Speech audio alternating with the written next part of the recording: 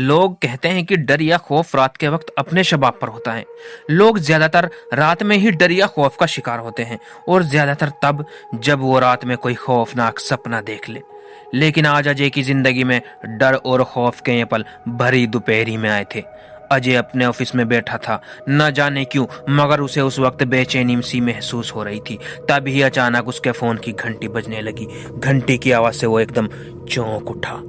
Hello Ajay, Ajay जल्दी आओ और मेरी मदद करो। और इतना कहकर उधर से कॉल काट दी गई। अजय ने आवाज को पहचान लिया था। ये आवाज पायल की थी। कॉल कटते ही अजय तेजी से दरवाजे की तरफ भागा था।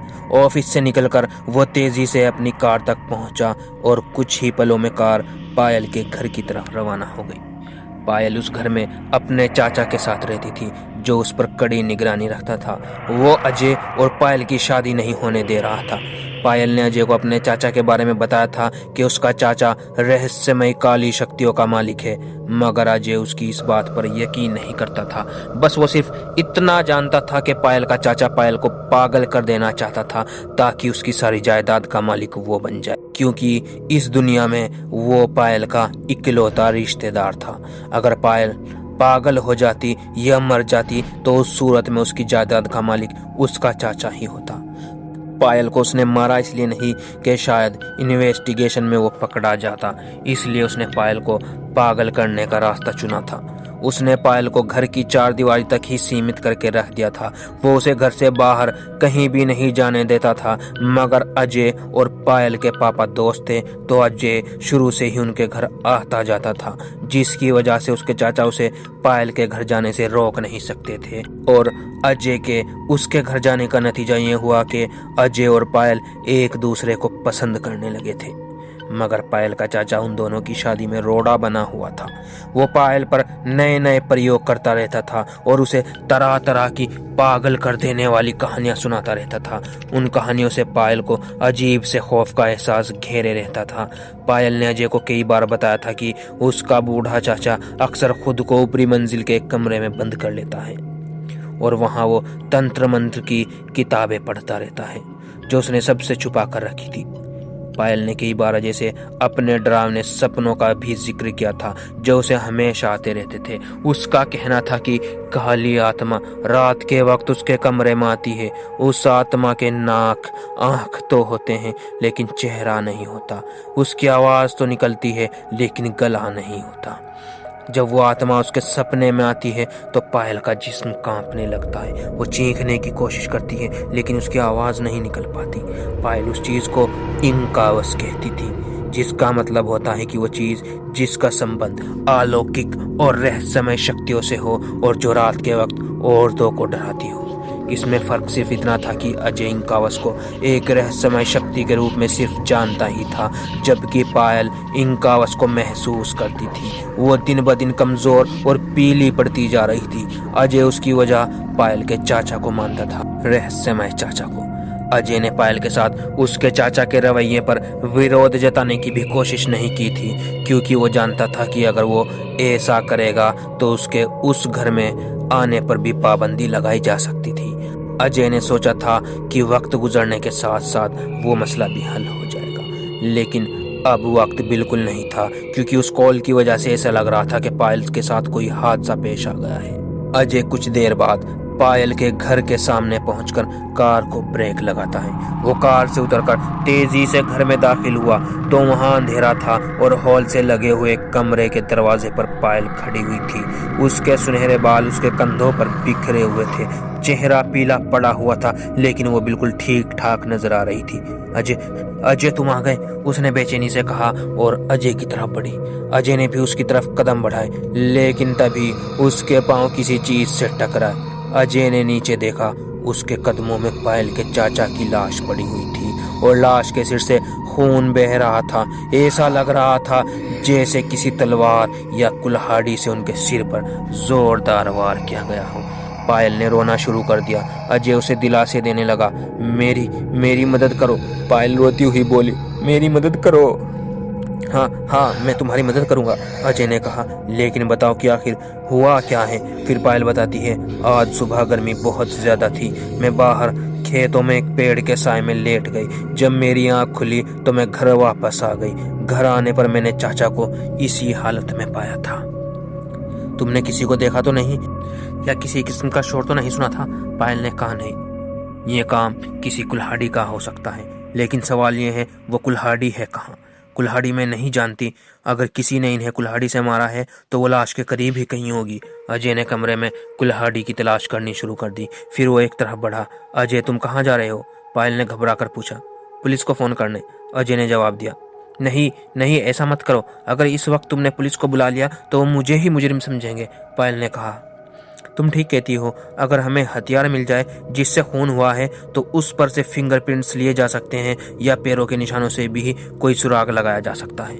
याद करने की कोशिश करो। क्या तुम्हें यकीन है कि उस वक्त तुम वाकई खेतों में थी जिस वक्त ये हादसा पेश आया था? क्या तुम्हें कुछ याद नहीं है? नहीं अजय, मैंने बताया ना कि मैं सो गई थी और वही डरावना सपना देख रही थी जिसमें काली चीज। अजय ने कुछ सोचते हुए कहा। उसे खुद महसूस हो रहा था कि जैसे वो इन घटनाओं से दूसरी बार दो चार हो रहा हो। वो सोच रहा था कि शायद उसने पहले भी ऐसी वारदात देखी है, या फिर ऐसी किसी वारदात के बारे में कहीं पढ़ा है। कोशिश करो, शायद तुम्हें कुछ याद आ जाए, अजय ने पायल से कहा। क्या तुम ये बता सकती हो कि तुम बाहर खेतों की तरफ क्यों गई थी? हाँ, मेरा ख्याल है कि मुझे कुछ याद आ रहा है। मैं वहां मछली पकड़ने की डोरी लेने गई थी, पायल ने कहा। मछली पकड़ने की डोरी? अजय ने हैरत से कहा। फिर उसे याद आ गया कि उसने ये कहानी कहाँ पढ़ी थी। मेरी बात गौर से सुनो, तुम पायल नहीं हो, तुम पूजा हो, पूजा शर्मा। अजय की बात सुनकर उसने कुछ भी नहीं कहा था। ये नाम पायल के लिए कोई मतलब नहीं रखता था, लेकिन अजय को याद आ गया कि ये एक पुरानी कहानी थी। उसने सहारा देकर पूजा को सोफे पर बिठाया और आहिस्ता आहिस्ता उसे वो पुरानी कहानी सुनानी शुरू कर दी।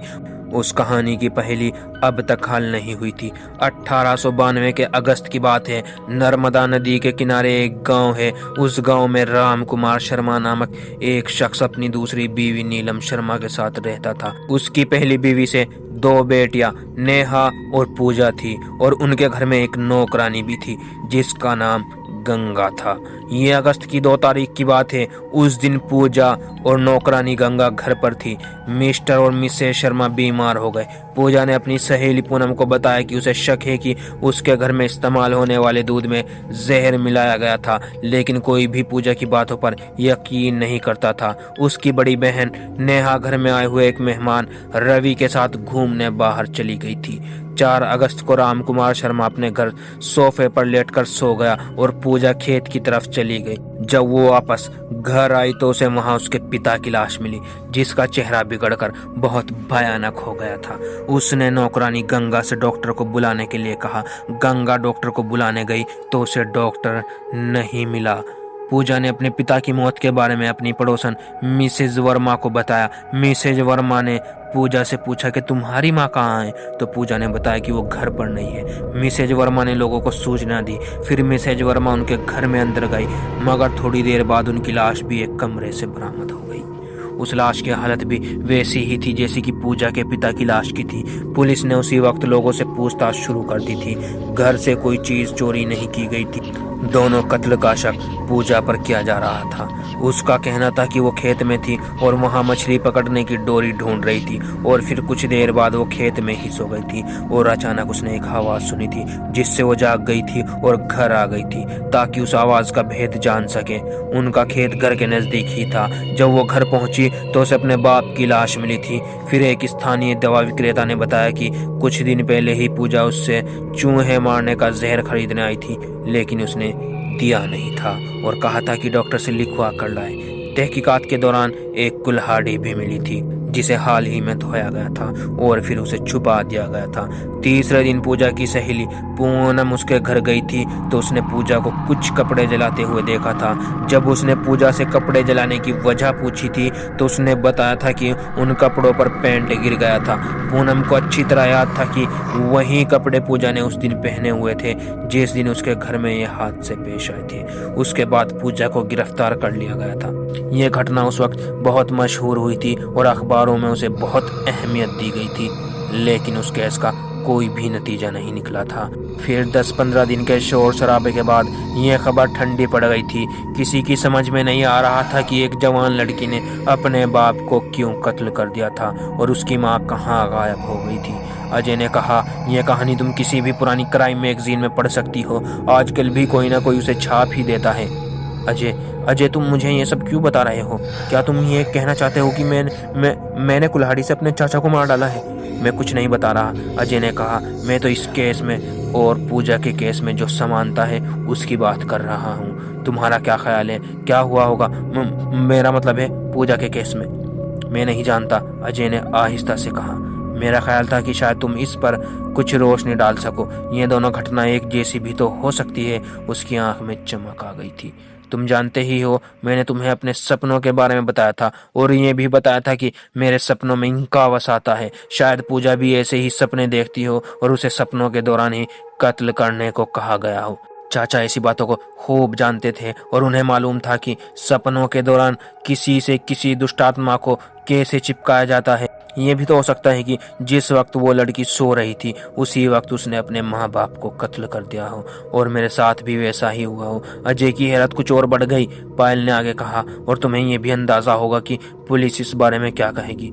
अब बचाव की सिर्फ एक ही सूरत है कि हम कातिल या उसके हथियार को ढूंढ लें, अजय ने कहा। फिर दोनों मिलकर उस हथियार को ढूंढने लगे जिससे कि पायल के चाचा को कत्ल किया गया था, लेकिन उन्हें सफलता नहीं मिली। वे दोनों पायल के चाचा के कमरे के पास जाते हैं तो अजय बोलता है, अरे ये कमरा तो लॉक है, ये कैसे हो सकता है? तो पायल उसे बताती है कि चाचा इस कमरे को बंद ही रखते थे और बंद करके चाबी अपने पास ही रखते थे। मैं चाबी लाता हूँ, अजय कहकर दोबारा चाचा की लाश के पास आया। उसने चाचा की लाश की जेब से चाबी तलाश की और दोबारा पायल के पास पहुंचा। मैं तुम्हारे साथ अंदर नहीं जाऊंगी, पायल ने कहा। मैं कभी इस कमरे में नहीं गई। वो अक्सर खुद को इस कमरे में बंद कर लेते थे। मुझे डर लग रहा है अजय। मैं उनके बड़बड़ाने की आवाज़ सुनती रहती थी। वो शैतान की प्रार्थनाएं क्या करते थे। ठीक है, तुम यही इंतजार करो, अजय ने कहा। फिर वो दरवाजा खोलकर अंदर चला गया। उस कमरे में किताबें थी। फर्श पर बड़े बड़े सर्कल बने हुए थे जो करीब 1 दर्जन होंगे। दीवार पर नीले रंग के चौक से ज्योमेट्रिकल शक्लें बनी हुई थी और दीवारों तथा फर्श पर जगह जगह मोम जमी हुई थी। कमरे में एक तेज धार हथियार ने उसका ध्यान अपनी तरफ खींचा। ये एक लंबा चाकू था जो एक मेज पर रखा हुआ था और उस पर ताज़ा खून लगा हुआ था। अजय को यकीन था कि इस चाकू से कत्ल नहीं किया गया। अजय तो सिर्फ कुल्हाड़ी तलाश कर रहा था जो इस कमरे में नहीं थी। वो उस कमरे से बाहर निकल गया और हॉल में पायल के पास चला गया। क्या यहाँ कोई और जगह नहीं है, अजय ने पूछा। कोई और कमरा? अब सिर्फ खेतों में बनी एक कोठरी रह गई है, पायल ने कहा। तुम ऐसा करो, तुम घर में कुल्हाड़ी तलाश करो, मैं जाकर खेतों में देखती हूँ। ये कहकर पायल बाहर चली गई। अजय कमरों में दाएं बाएं ऊपर नीचे कुल्हाड़ी तलाश करने लगा। अचानक उसे एक अजीब सा एहसास हुआ और वो चौंक कर पीछे मुड़ा। उसके पीछे एक शीशा था जिसमें उसे पायल नजर आ रही थी। उसके हाथ में एक खतरनाक कुल्हाड़ी थी। अजय ने तुरंत आगे बढ़कर उसके हाथ को पकड़ लिया और उसे अपनी पकड़ में जकड़ लिया। पायल जमीन पर ढेर हो गई। उसके चेहरे पर अंधेरा सा फैल गया था। फिर पायल के चेहरे पर छाया अंधेरा धीरे धीरे छटने लगा। उसका चेहरा बिल्कुल साफ हो गया। अजय को उसके सवाल का जवाब मिल गया था। पायल के हाथों में जो कुल्हाड़ी थी उस पर ताज़ा खून लगा हुआ था। अजय ने उसे सोफे पर बिठा दिया। वो बिल्कुल निढाल होकर बैठ गई। अजय ने भी उसे छेड़ने की कोशिश नहीं की। वो पायल को छोड़कर वापस हॉल में चला गया। कुल्हाड़ी उसके हाथ में ही थी। वो कोई और मौका हाथ से नहीं जाने देना चाहता था। उसे अभी भी पायल पे विश्वास था, लेकिन उस काले अंधेरे पर नहीं जो इंसानी दिमाग को अपने काबू में करके उनसे कत्ल करवाता था। अजय ने हॉल में आकर पुलिस स्टेशन फोन किया और उन्हें कत्ल के बारे में बताया। उसके बाद अजय ने पुलिस को पायल के घर का एड्रेस दिया। आधे घंटे बाद पुलिस वहां पहुंचने वाली थी। अजय को यकीन था कि पुलिस इस बात पर यकीन नहीं करेगी कि कोई प्रेत आत्मा किसी के जिस्म में प्रवेश करके उसे अपने किसी घिनौने और खतरनाक मकसद के लिए इस्तेमाल कर सकती है। उसने पायल के चेहरे पर छाने वाले अंधेरे को साफ तौर पर हटते हुए खुद अपनी आंखों से देखा था। उसके हाथों में कुल्हाड़ी थी और वो उसकी पकड़ से छूटने की कोशिश कर रही थी। वो समझ गया था कि जब वो खेतों में सो रही थी तो वो प्रेत आत्मा उसमें घुस गई होगी। उस प्रेत आत्मा ने उसके जिस्म में दाखिल होकर उसे अपना हथियार बनाया था और ऐसा ही शायद उस बेचारी पूजा के साथ भी हुआ था। अजय ने अपने हाथ में पकड़ी हुई कुल्हाड़ी की तरफ देखा। उसे यकीन था कि जब तक ये कुल्हाड़ी उसके हाथ में रहेगी वो दोनों सुरक्षित रहेंगे। वो बहुत देर तक एक ही जगह बैठा रहा, तरह तरह की बातें सोचता रहा। कुछ देर बाद उसे अपने आसपास कोई होश नहीं रहा, शायद उसे झपकी आ गई थी। फिर अचानक ही उसकी आंख खुल गई। एक पल को उसने सोचा कि शायद पुलिस आ गई है, लेकिन फिर उसे पता चला कि मौसम में तब्दीली हो गई है। गर्मी काफी हद तक कम हो गई थी। वो कुर्सी से उठा और खड़ा हो गया और आंखें झपका झपका कर सामने की तरफ देखने लगा। फिर उसे एहसास हुआ कि कोई चीज जो वहां होनी चाहिए थी वो वहां है नहीं। उसने चारों तरफ देखते हुए गौर किया तो पाया कि कुल्हाड़ी उसके हाथ में नहीं है, ना ही वो कहीं फर्श पर थी। वो दोबारा गायब हो गई थी। पायल, पायल, अजय ने आवाज लगाई।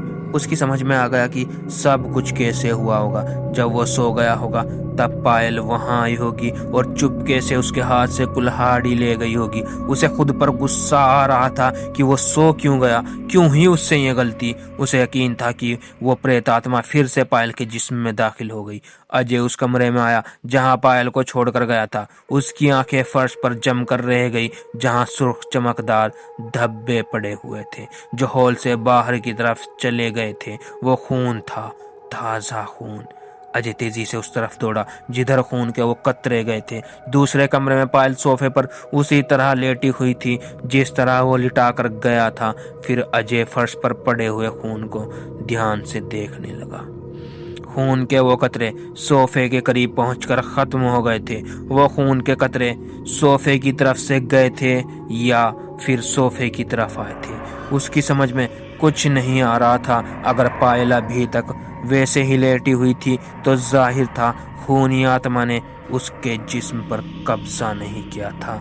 लेकिन अजय भी तो सो रहा था। अचानक यह ख्याल अजय के दिमाग में बिजली की तरह कौंधा। ये भी तो मुमकिन था कि जब वो सो रहा था तो प्रेत आत्मा ने उसी पर कब्जा कर लिया हो। वो याद करने की कोशिश करने लगा कि उसे नींद कैसे आ गई थी, लेकिन उसे कुछ भी याद नहीं आ रहा था। वो चारों तरफ आंखें फाड़ फाड़ कर देख रहा था, लेकिन उसे कुल्हाड़ी कहीं नजर नहीं आ रही थी। वो सोच रहा था कि कुल्हाड़ी कहाँ गई। अचानक कमरे में रोशनियां नजर आने लगी, हिलती डुलती रोशनियां, और फिर वो कुल्हाड़ी भी नजर आने लगी बिल्कुल साफ तौर पर। उसे अच्छी तरह देखा जा सकता था। वो पायल के सिर के पिछले हिस्से में घुसी हुई थी।